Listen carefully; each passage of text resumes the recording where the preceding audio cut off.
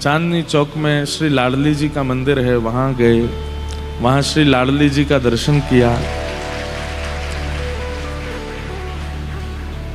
जिन श्री कृष्ण की वेणु सब गोपियों को अपनी ओर आकृष्ट कर लेती है,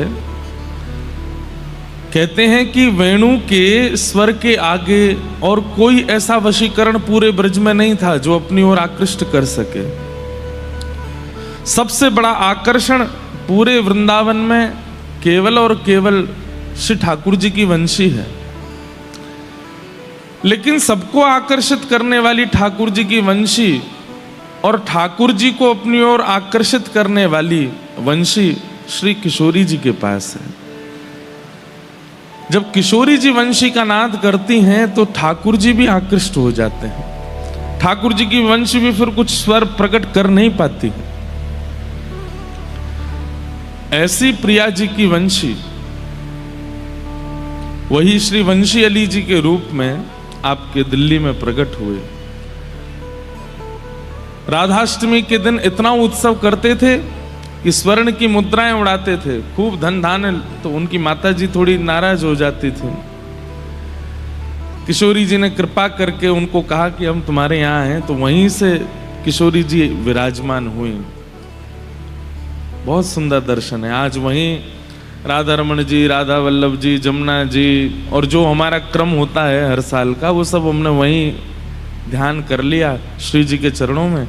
इतना आनंद, खूब उत्तान कीर्तन चल रहा था सुबह सुबह वहां पर। खूब सारे वैष्णव पहुंच गए थे। हम तो ज्यादा देर रुक ही नहीं पाए, लेकिन किशोरी जी ने बड़ी कृपा की, दर्शन हुए बड़े मधुर। फिर उसके बाद बस सब वैष्णव जनों को प्रणाम किया। सुबह से पिताजी आदि सबसे आशीष ले लिया है। आप सब लोग आशीष दे ही रहे हैं। एक वंशी अली जी का पद गा देते हैं जो यहाँ वो किशोरी जी को सुनाते थे।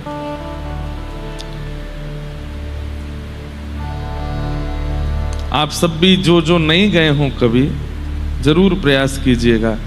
एक बार वहां जाकर के श्री लाडली जी का दर्शन जरूर कीजिएगा।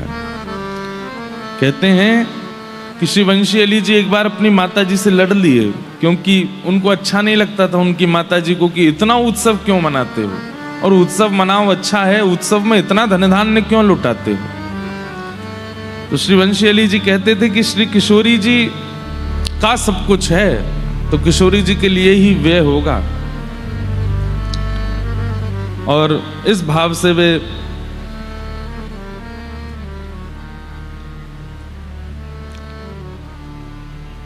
दिल्ली छोड़ करके बरसाने चले गए।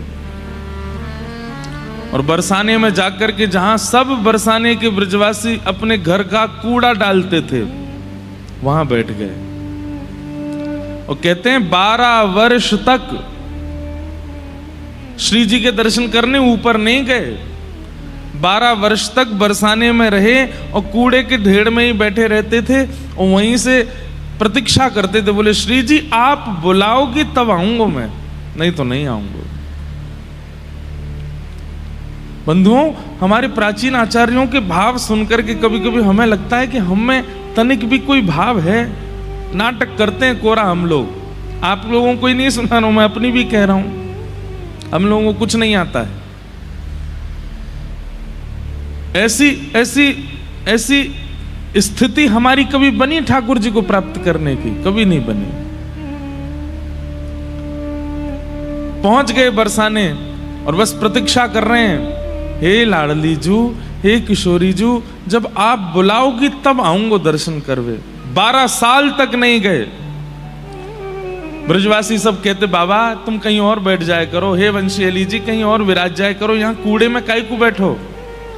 तो कहते अरे मेरो कितना बड़ा सौभाग्य, दुनिया के बड़े बड़े वैष्णव तो ब्रज की रज लेवे के काजे दुनिया भर में घूमे, ब्रजमंडल में घूमे, मैं कितना सौभाग्यशाली एक जगह ही बैठ जाऊं, यहीं ब्रजवासी अपनी रज भी दे जाएं, अपने मधुकरी भी दे जाएं, अपने कण भी सब यहीं दे जाएं, मुँह कहीं जानो ही ना पड़े।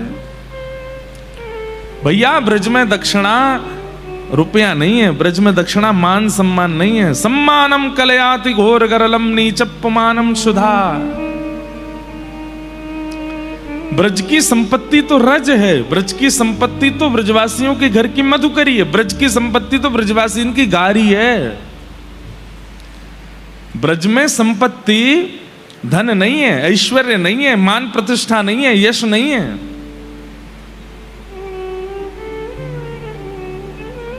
ये ब्रज की कण माथे से लग जाए, समझो संपत्तिवान है गए।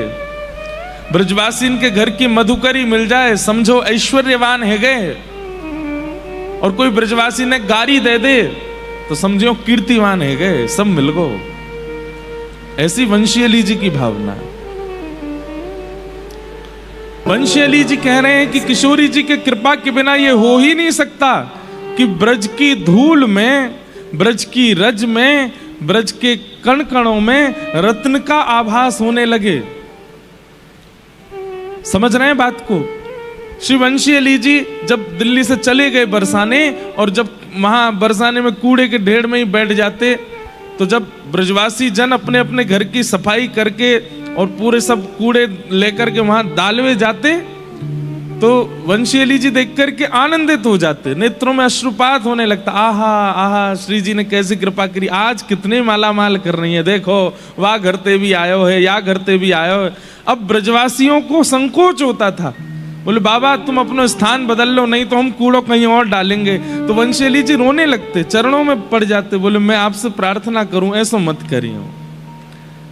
आप मुझको बस यही आनंदित कर दो कि आप अपने घरन को जितनो कूड़ो है, जितनो रज है, साफ सफाई करके सब यहीं डाल के जाओ, मैं कहीं नहीं जाऊंगा, मुझको सब यहीं मिल जाएगा। भैया ये रज में इतनी निष्ठा किशोरी जी की कृपा बनी हो सकती, ब्रजवासी के घर के कूड़ेन में इतनी निष्ठा श्री लाडली जी की कृपा के बिना ना हो सके। 12 वर्ष तक वहीं रहे, और 12 वर्ष जैसे ही पूर्ण हुए, नित्य पुकारते हैं श्री जी को कि हे लाडली जी आप बुलाओगी तो आऊंगो, नहीं तो नहीं आऊंगो। 12 वर्ष बाद एक दिन भोर का समय है, और सुबह सुबह थोड़े थोड़े सूर्य उदय हुए, थोड़ा थोड़ा अंधेरा है, और तभी एक सुंदर मधुर स्वर ने कानों में आकर के कुछ कहा है, जिससे रोम रोम पुलकित हो गया। और क्या शब्द था? अरे वंशी तू मोते मिलवे ना आवेगी, मैं तेरी प्रतीक्षा कर रही हूं, तू मोते कब मिलेगी। ये स्वर सुनते ही सारा शरीर कंपायमान होने लगा, नेत्रों से अश्रुपात होने लगे, और जैसे ही ऊपर की ओर देखा तो अटारी पर श्री किशोरी जी खड़ी हैं और श्री वंशी अली जी को बुला रही हैं, आ जाओ।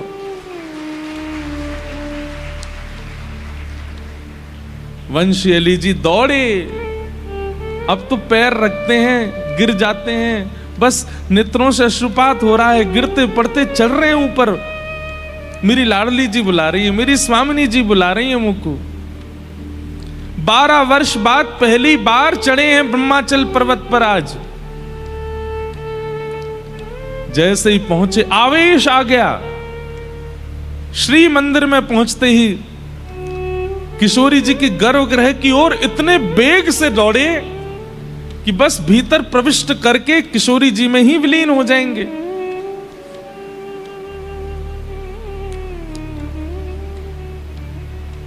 पुजारी जी के मन में आई कि कहीं पता नहीं ये भीतर चले जाएं, कोई जाके किशोरी जी का स्पर्श कर लें, ऐसा कुछ नहीं हो। उन्होंने रोकने का प्रयास किया, जैसे ही रोक करके नीचे फर्श पर गिरा दिया उनको। अरे इतने वेग से किशोरी जी के गर्भगृह में नहीं जा सकते, अपरस की सेवा है। लाडली जू लाडली जू लाडली जू कह करके रुदन करने लगे, और तभी वंशी अली जी के रूप में साक्षात एक वंशी अली, वंशी सखी प्रकट हो गई, और पुजारी जी को अनुभव करा दिया कि अरे पुजारी जी ये कोई सामान्य नहीं है, ये मेरी सखी है, सहचरी है, या को आन दो। और किशोरी जी ने उनको स्वीकार किया। ऐसी श्री वंशी अली जी की लाडली जी दिल्ली में विराज रही है।